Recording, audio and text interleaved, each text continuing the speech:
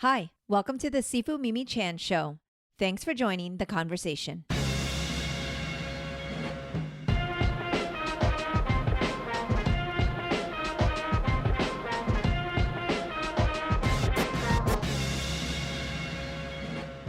Hello, hello, Tin. Nice to meet you. Hey, nice to meet you guys. How you doing?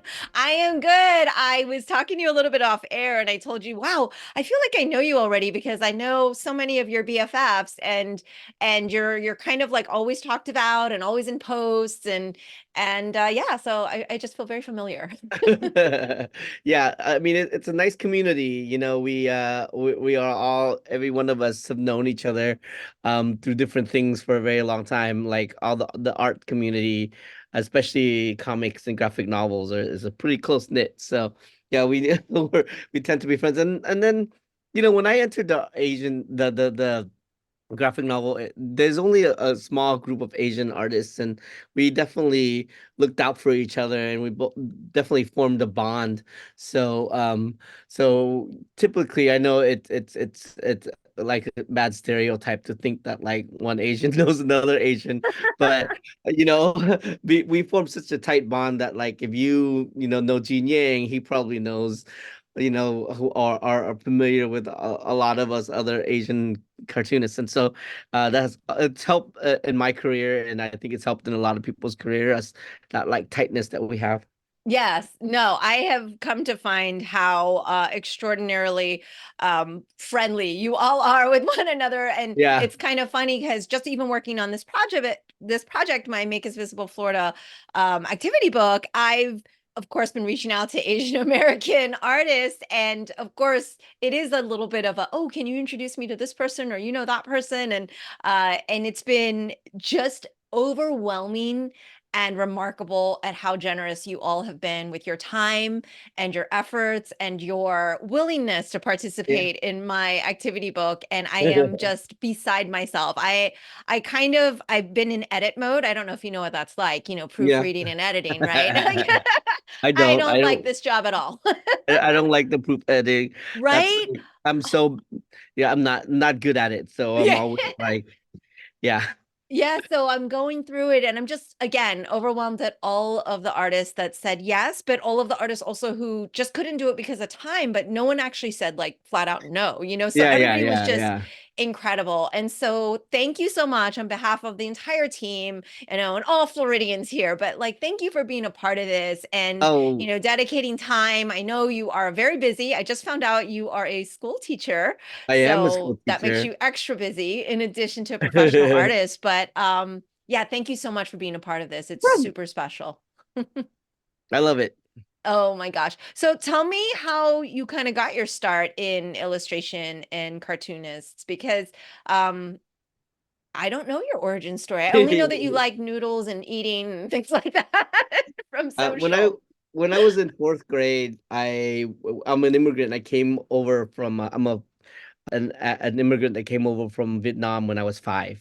So I had always struggled with the English language, and I never read. I wasn't a avid reader. I was just always struggling with the language. I couldn't read really well until I was in fourth grade, and when I got my leasing money, which is like my debt money, I went to the 7-Eleven to buy candy, and besides the candy counter, there was a comic book there.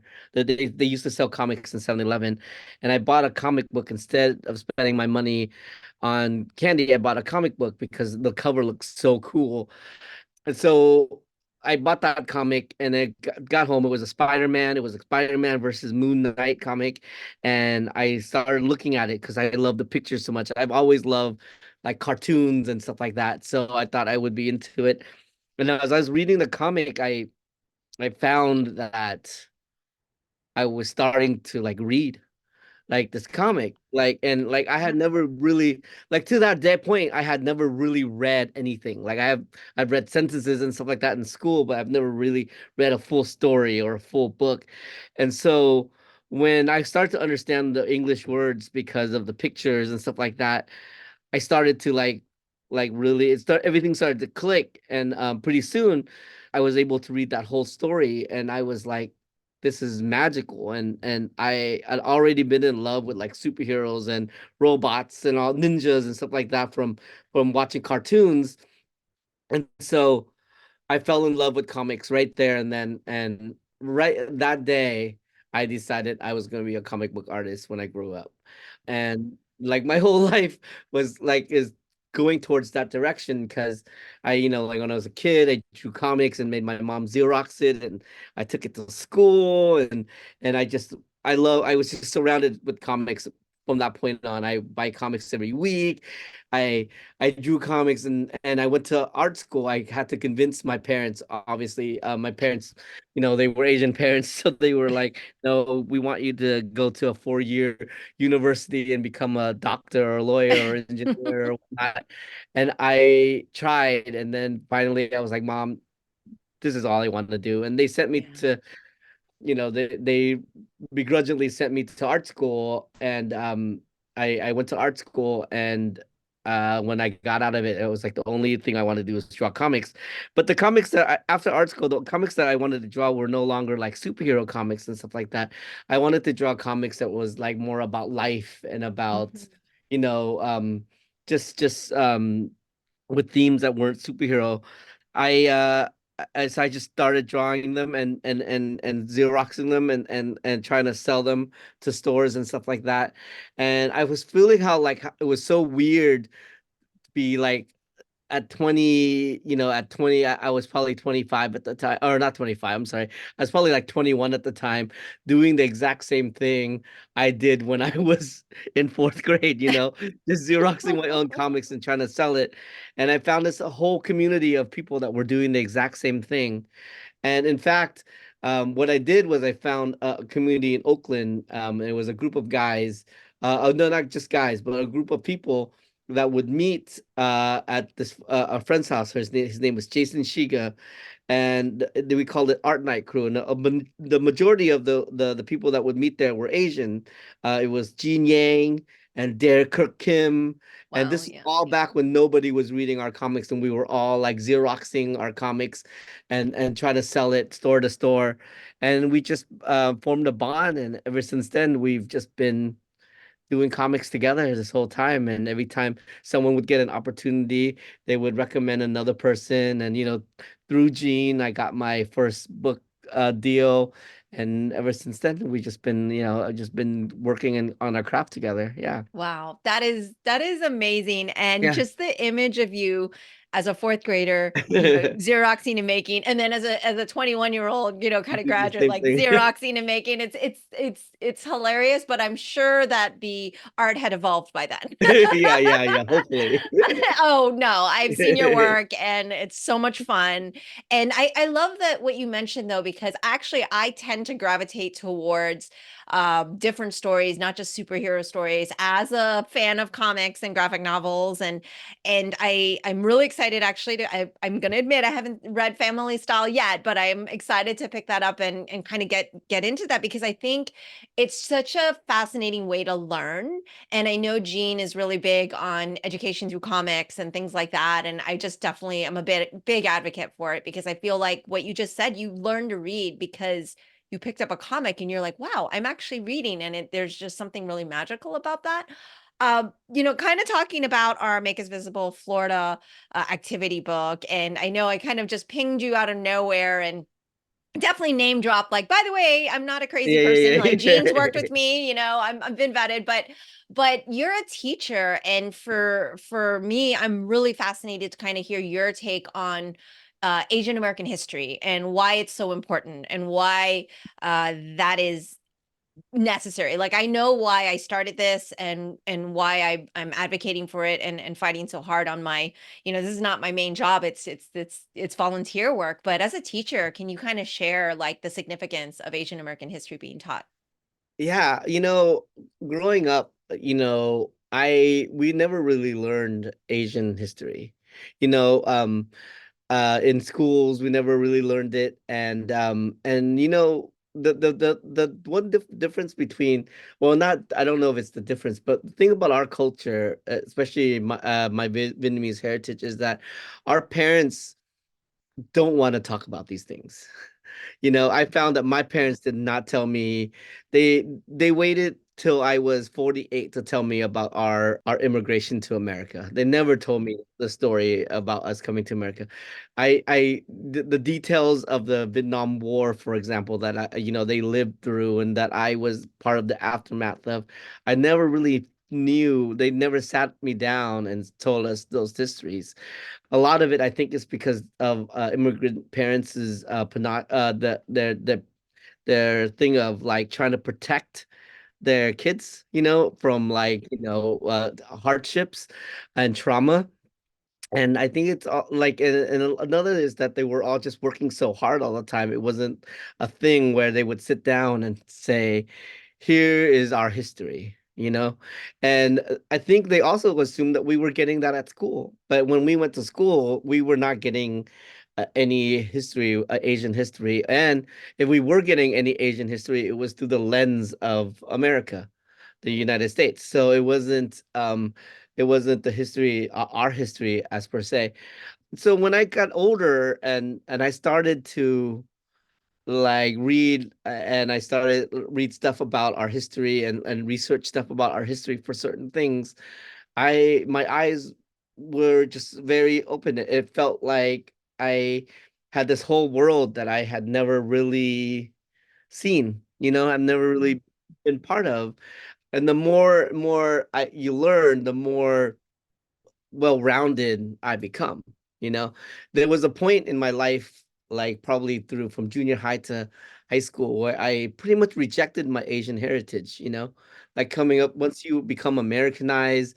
And I had American friends, and I was just basically saying, well, now I'm American. I'm not Vietnamese, and I kind of rejected that side of myself. And partly that is because I don't know the history of my people and our world. And now that I do, and I hear the stories of, just last year, 2 years ago, I sat down with my parents and I said, "Mom, it's time. You should tell me the story of us coming to America." And it wasn't until then. It had been, I was 40, I was 46 at the time. Yeah. And they were finally like, "Okay, you're 46. We're older too. And let's talk about it." And when they Wow. told me the story, I was like just so moved by it. Like I was just so moved with gratitude and about the sacrifices that my family made, and the sacrifices that like all the families have made. Like if you know a Vietnamese person here in America, their family made that same sacrifice. Their family made that same hard trip to America that my family did.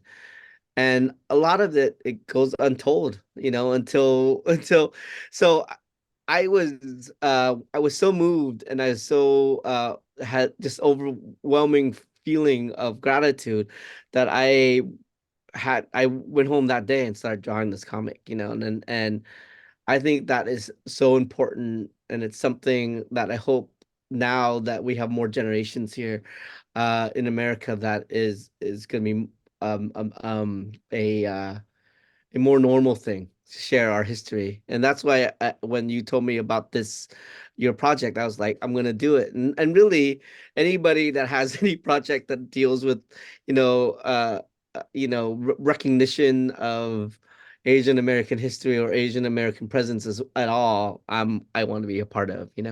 Yeah, no, I'm so overwhelmed. It's been such an amazing journey, but yeah, thank you for sharing all of that because I feel very similarly, as a matter of fact, even though I had heard a lot of stories growing up and there was a little more, I didn't have to wait till I was 46. I didn't have to wait as long, but I did a documentary on my father actually. And I know you Oh. you drew in the Pui Chan unit, so he through that lens, literally, right? Through that project, I learned so much from taking the time to sit down and say, okay, we're going to go through this, even though you hear bits and pieces and you have a narrative. And, because my father is who he is, his story has been a little bit more public, but there were so many details and so much of the history that had I not really sat down to listen to preserve, it would have been lost, right? And so goes also all the story of Asian American pioneers and people who have just contributed so much to the founding and building of this country that I look back and I knew none of growing up. You know, as a child, I didn't get to see myself reflected in the history books. And so that's why this project is so important to me and why this initiative is so important to me. And so, for you as a teacher, though, how do you think it may change uh, the narrative for kids learning more about Asian American history versus maybe, you know, what you said, like you kind of learned one version of American Yeah. history, but it didn't really include all the stories, immigrant stories. It didn't include a lot of the things that we want to share. How do you think that might change for this next generation if we can really get this done across the Yeah. nation, which I really feel we can? Yeah, I when I was started writing this book, I noticed that there were a couple of stories already in the media that were about the Vietnamese diaspora, coming over Yeah. to America. They were very similar to my story, and I was like, oh well, maybe no one needs my story now, because there's all these other stories out. Mm. But I was so wrong, when I wrote the story and I started putting it on Instagram, and even when it came out, so many kids, my students, came to me and said, Mr. Pham, I read your book, and it was awesome because my family, my grandma or my mom went through the same journey, and I knew nothing about it. And then when I read your book and I asked them about it, and they told me about it, and it was something that I had never learned before. And I hope that because this next generation is getting a certain age where we are, like I look around now and there are so many amazing Vietnamese writers. There's so many amazing Asian writers out there. If you look at the kids lit, there's like Viet Thanh Nguyen, and there's Brandon Hong, and there's Min Lei, and we're all writing stories. It doesn't may not have like it all has a point of view of a Vietnamese American. And if I had grown up in that world where I can easily access books and from these great American like T. Bui or GB Tran and Gene Yang, I would not only understand my culture more, but have this desire to do more research and want to know more.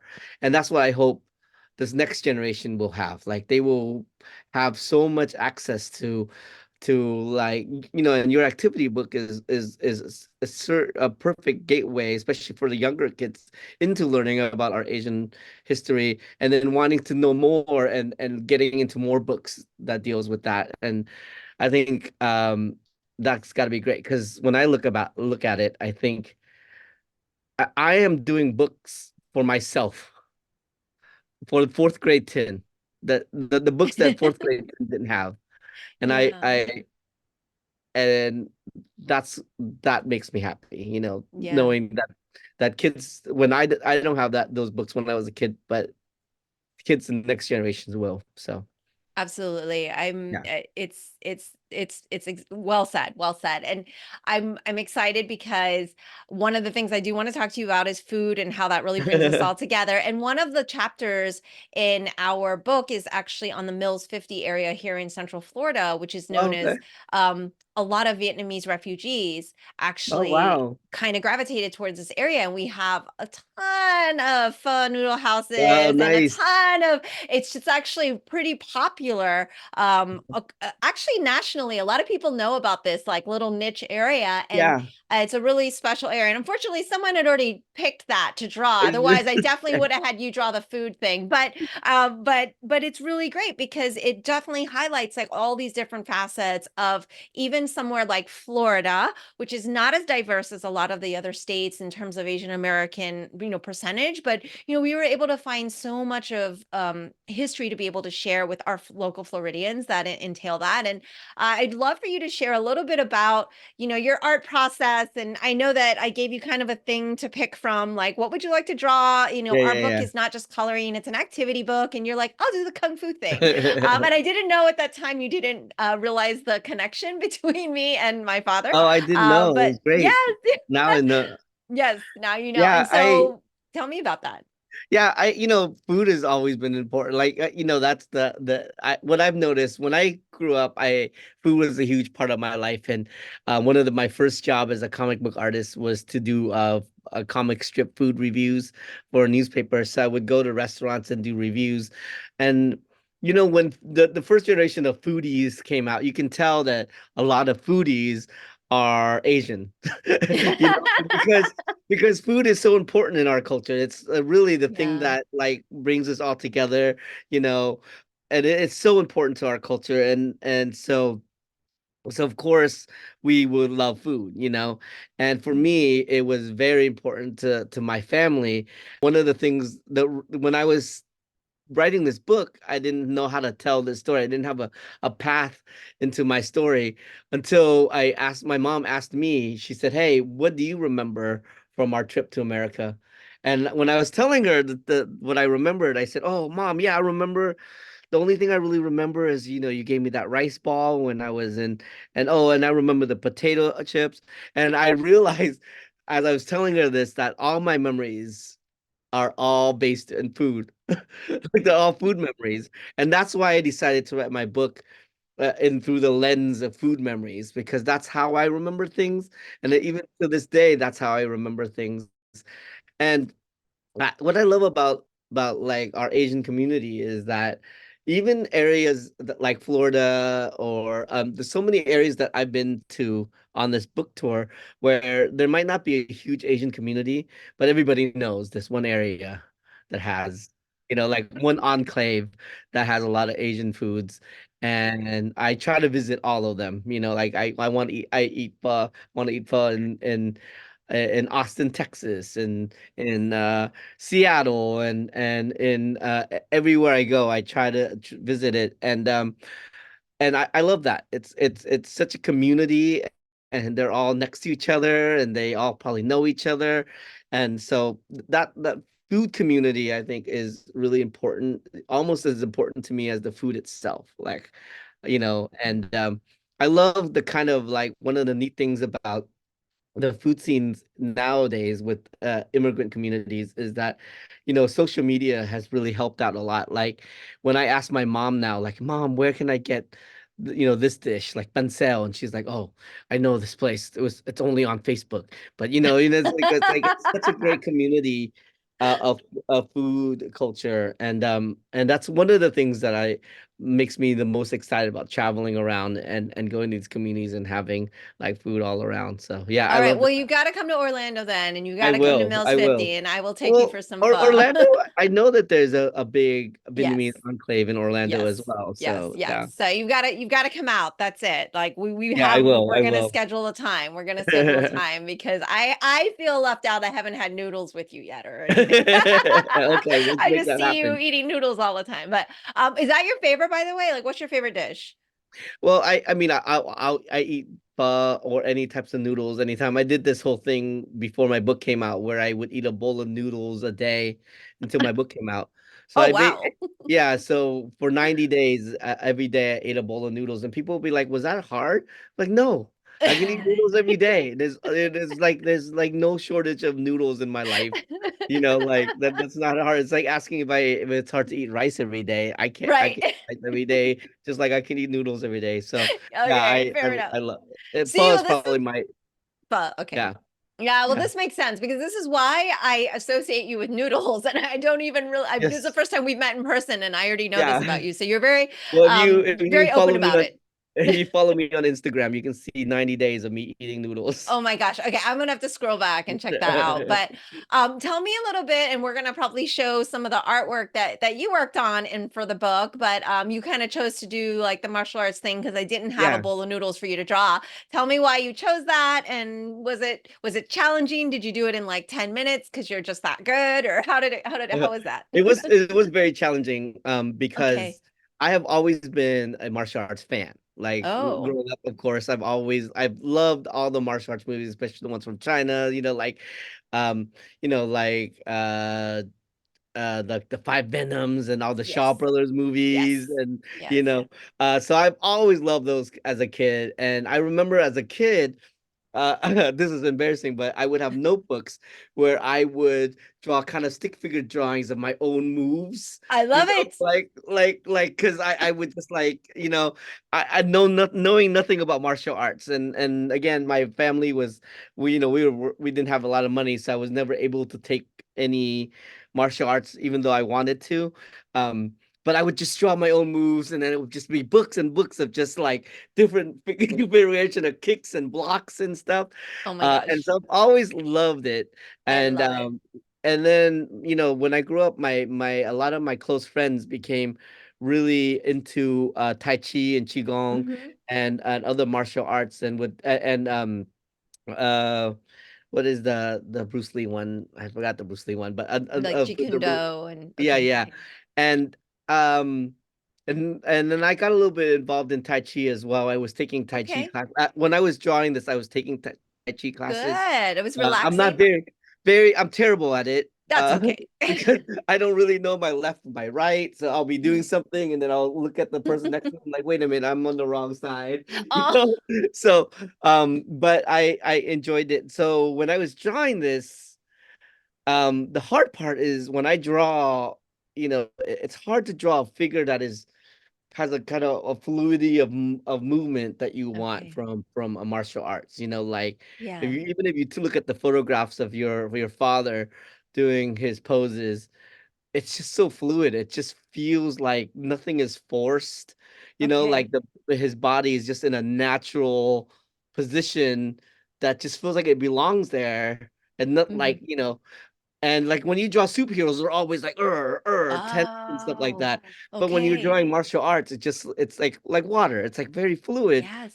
So it's hard to capture that. And that's why it was such a challenge. Even if Oh, you have wow. the reference, you're drawing it, it just feels like everything just feels so static. And what you're Okay. trying to do is draw something that is a little bit more fluid, that doesn't look like it's hard poses, as opposed to kind of like, you know what I mean? It's a little hard Yeah. to explain, No, but that's actually a perfect explanation because you take for granted when you see it all the time, but you're yeah, right. When you see a pose of a kung fu master or someone who really knows what they're doing with their body, it doesn't look forced. It looks very natural, like they're meant to be yeah, in that position. And yeah. I can only imagine, like you said, like to kind of recreate that, there's a dynamic there that I am zero of an artist. So I Yeah. I So wouldn't when know you how that when, approaches, but so in like if I was drawing just a normal pose, I would draw like stick figure or block figures of doing something.